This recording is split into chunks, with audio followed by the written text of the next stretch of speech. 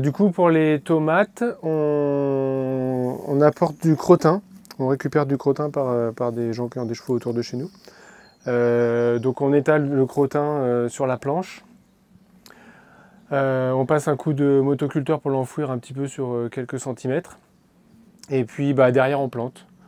On enfonce pas mal les plants. Ouais, on les enfonce assez profond, une vingtaine, à la moitié de la tige à peu près. On a une perceuse avec un gros forêt spécial, une tarière, voilà. On fait les trous comme ça, on plante derrière et puis voilà, un gros arrosage à la plantation. Ouais, on n'arrose plus pendant 2 semaines. Et comme ça, le système racinaire, il va vraiment en profondeur. L'année dernière, on a fait les 2 tests. On avait planté une série en profondeur, bien arrosée. On n'arrose plus pendant 2 semaines et après, on fait un arrosage régulier. Et puis une série qui était plantée juste au ras de la motte, avec un arrosage régulier tout le temps. Enfin, un plombage et après arrosage régulier. Et en fait, les plants étaient beaucoup moins résistants à la sécheresse, ils se sont moins bien développés. Du coup, cette année, on a compris qu'en fait, il faut bien... Il faut les laisser tranquilles au début. Ouais. Et là, je vois que du coup, la planche, elle est en sol nu. Ouais, elle est en sol nu. En fait, au démarrage de saison, sur la première série, en fait, on fait 6 planches de 40 mètres en tout. Et les 3 premières planches en début de saison, celles qu'on plante en avril, on laisse le sol nu pour que ça se réchauffe bien. Et puis la deuxième série, elle, on va d'abord mettre la couche de paille et après on va planter dans la paille. Et puis pour cette série-là, en fait, on remettra la paille au fur et à mesure. Là, en gros, d'ici 2 semaines, on pourra bien tout pailler, quoi, pour que ça garde l'humidité. Et vous avez des problématiques vous devez désherber pendant la saison ou globalement ça se gère bien Oui, enfin si on se met à pailler assez vite, là ça va aller. Mais la première série qu'on a faite il y a 2 semaines, elle est bien enherbée. On a eu pas mal de mourons et d'autres fleurs qu'on avait plantées, genre des bourraches et tout. Donc là, il faut qu'on fasse un deuxième bon désherbage et qu'après on paille. Okay. Mais sinon après, une fois qu'on a mis la bonne couche de paille, globalement on est assez tranquille. Et là, du coup, écartement de plantation et palissage Écartement tous les 50 pour nos plants. Après, les plants greffés, on met un peu plus. On doit mettre 70-80. Et on les accroche avec des fils, je sais pas comment ça s'appelle. Des enrouleurs. Ouais, voilà. Et puis on fait un bon taillage, enlever les gourmands et tout 1 fois par semaine. Du coup, ça prend beaucoup de temps. Et au tout début où on faisait des tomates, en fait, on taillait peu. Mais finalement, comme on est quand même enclavé ici, on est dans le fond de vallée, du coup on a quand même moins de vent que sur le plateau. Et donc on a facilement du mildiou. Donc en fait, depuis quelques années là... La rivière juste à côté. Donc, on conduit sur 2-3 tiges grand maximum. Et puis on effeuille beaucoup. 2-3 tiges, ça veut dire on laisse la tige principale. Et puis sur la première taille, on va laisser 1 ou 2 très beaux gourmands. Et puis tout le reste, on enlève après. Que vous palissez aussi? Oui, qu'on palisse aussi. Donc ça fait quand même une densité ensuite assez importante, mais à une certaine hauteur. Quoi. Oui. Okay. En fait, comme nos serres ne sont pas très hautes, disons que on gagne moins de superficie en hauteur, quoi. En hauteur, ouais. Okay. Donc en fait, l'année dernière, qui était une année super humide, les plants étaient beaux et hauts, mais en fait, on s'est battu avec le mildiou un peu toute la saison, quoi. Et quand ils ont tendance à toucher, en plus la bâche, avec la condensation du matin, l'humidité, voilà, c'est compliqué. Après, ouais, l'année dernière, comme c'était particulièrement humide, on a conduit quasiment tout sur une tige, quoi. Okay. Ouais, on a beaucoup taillé, sauf à la fin, quand tu te mets à être débordé par les plantations d'automne. Tu n'as plus le temps de tailler bien tes tomates 1 fois par semaine, quoi. Oui, mais on a réussi à avoir les tomates. Mais oui, on s'est inquiété parce qu'on a eu du mildiou, je pense, début juillet, quoi. Ouais. Donc, et puis il a tenu tout. Ah oui, et puis aussi on achète une ruche à bourdons dès le début. Enfin, dès qu'on voit les premiers bourgeons de fleurs, on commande la ruche à bourdons pour que les premières grappes soient pollinisées le plus tôt possible, quoi. Et ensuite, est-ce que vous effeuillez et est-ce que vous étêtez aussi?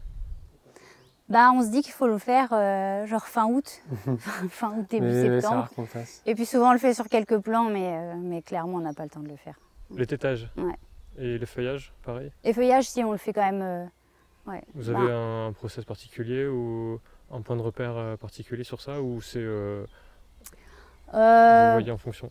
On fait jamais plus que la moitié du plan en effeuillage.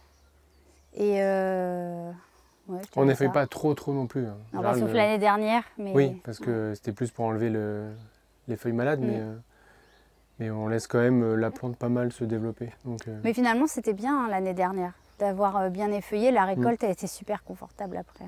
Oui. Tu vois bien tes grappes. Parce que nous, on a aussi une problématique de place, c'est que comme les serres sont quand même pas très grandes, et voilà, c'est pour ça qu'on voudra aussi avoir plus de serres, c'est qu'on part sur des planches de 75 et un passe-pied de 45, mais le passe-pied de 45 se retrouve souvent à être plus 30. Ouais.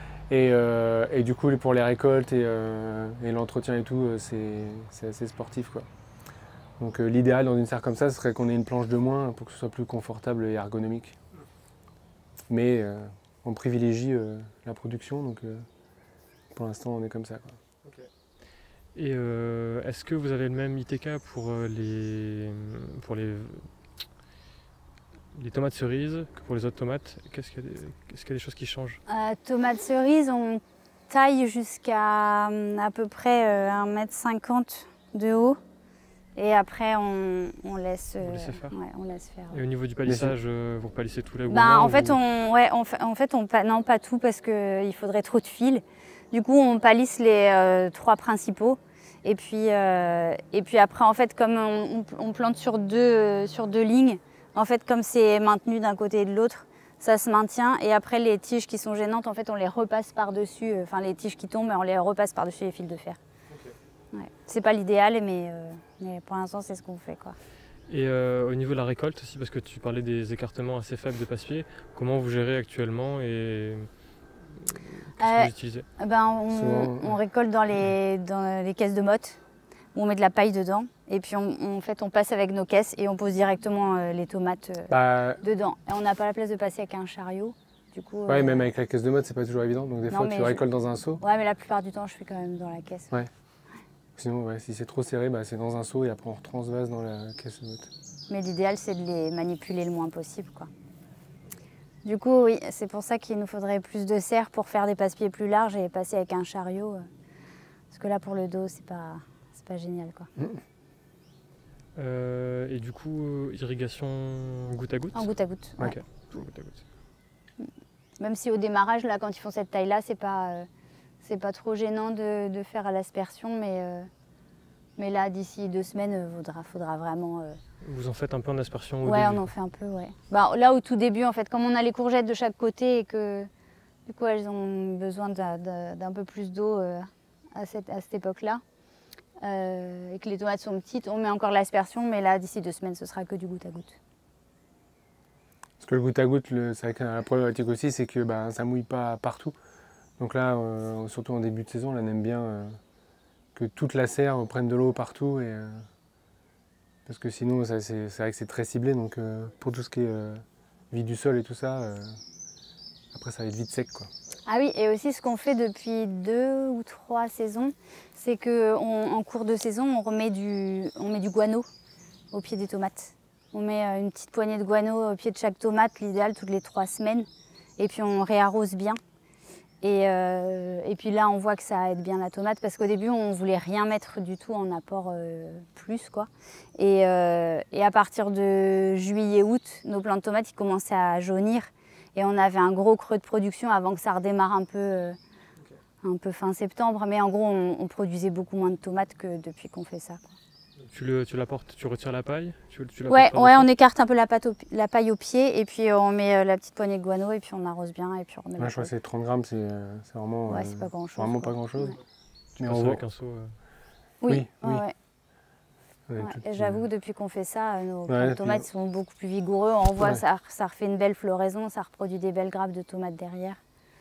Pour les tomates, on a une 50aine de variétés qu'on produit.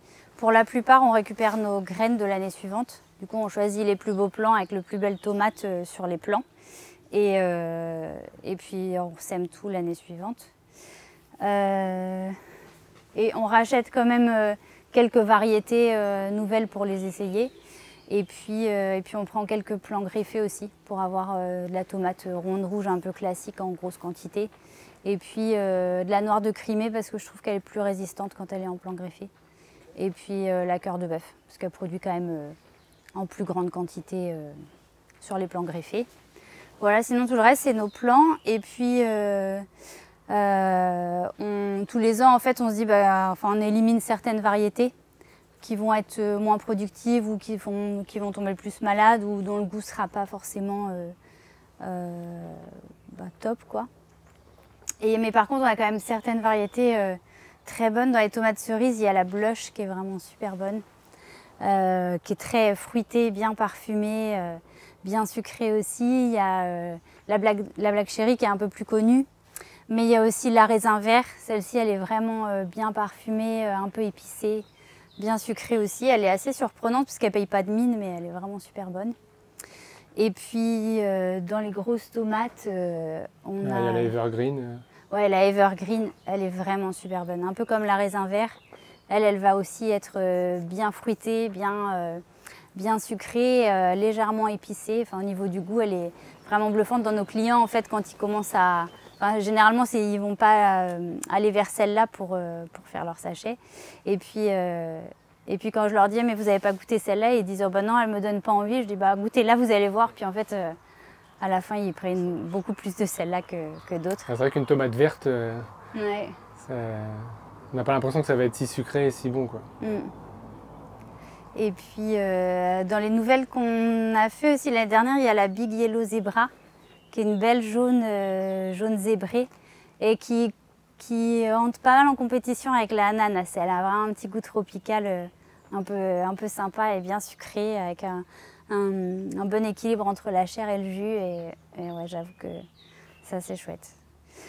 Donc ouais, ça fait beaucoup à gérer, 50 variétés, parce que ça fait beaucoup de graines à récolter, ça fait beaucoup de choses à semer, beaucoup de choses différentes à étiqueter, sachant qu'en plus on les vend en plan pour les jardiniers.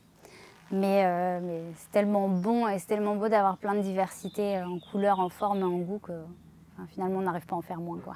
Parce que du coup en stratégie commerciale, vous avez quelle part de variétés anciennes entre guillemets et quelle part de plants greffés plus tomates rondes? En gros on fait 80 plants de tomates rondes rouges, 40 plants de noir de Crimée, 40 plants de c'est quoi l'autre que j'ai dit? De cœur de bœuf. Cœur de bœuf. En greffé? Ouais, en greffé. Mais en tout, on fait 1000 plants. Donc, pas beaucoup en plants greffés, quoi. Mais ça permet quand même d'en avoir assez tôt, en grosse quantité, parce qu'on en vend aussi un peu à la boulangerie à côté pour les sandwichs. Donc là, la ronde rouge, ça part pas mal. Et puis, on fait un peu de transfo aussi, les coulis de tomates et tout. Du coup, c'est bien d'avoir de ces variétés-là en grande quantité. Et puis, la noire de Crimée et cœur de bœuf, c'est ce qui part beaucoup auprès des clients, même si on les incite aussi à goûter les autres et qu'ils y reviennent après. Mais voilà, du coup, cette petite part-là permet d'augmenter nettement la production, quoi. Parce qu'en fait, toi, en gros, là, dans la bétonnière, là, je mélange mon terreau et mon eau. Je verse dans une brouette. Avec ma brouette, je viens verser ici. Voilà. Et puis après, avec le principe de la moteuse, c'est que le tapis avance et puis les mottes se font là. Et puis je les récupère ici. Et avec mon petit râteau à mottes, toi, je mets comme ça. Hop, je récupère mes mottes et je les glisse dans mes caisses à mottes. Ok, du coup en termes de place ici, c'est suffisant ou comment tu arrives à gérer le flux de... Oui, ça va, ouais, franchement, ouais, c'est bon. C'est juste que dans l'idéal, il nous faudrait une bétonnière directement derrière la motte, derrière la moteuse pour qu'on verse directement et qu'on n'ait pas l'étape brouette et reverser le terreau humide. Par-dessus le trémie. Ouais, qui serait là, du coup, comme ça tu mets ton sac de terreau ici et puis après tu revides directement dedans. Ça permettrait d'être plus efficace. Et puis une deuxième pour la grosse moteuse pour pas trimballer moins de tout manus, à chaque fois, quoi. Vous avez une moteuse qui fait les petites mottes et une autre qui fait... Ouais. Vous changez jamais les grilles? En fait, on pourrait parce qu'il y avait déjà tout le matériel pour changer, mais comme il y a 2 moteuses, du coup les 2 elles sont à chaque fois calées, une sur la petite, une sur les grosses mottes. Du coup, l'avantage c'est qu'on fait le nombre de mottes dont on a vraiment besoin, pas besoin de se les faire à l'avance. Et du coup, pour ça c'est mieux. Déjà qu'on n'a pas beaucoup de place en fait pour stocker, du coup ce serait assez casse-pied de devoir stocker. Et vous les aviez au départ? C'était Ouais, l'opportunité c'était déjà là. vous n'avez pas dû racheter? Non. C'est pour ça que vous avez les deux, quoi. Ouais. C'est ça. Oui, oui. Parce qu'ils étaient producteurs de plants ici avant. Donc ça a été arrêté pendant pas mal d'années avant qu'on arrive, mais les moteuses étaient là, donc on a racheté tout le matériel. Il ne s'était rien passé dans la ferme depuis au moins 5 ans,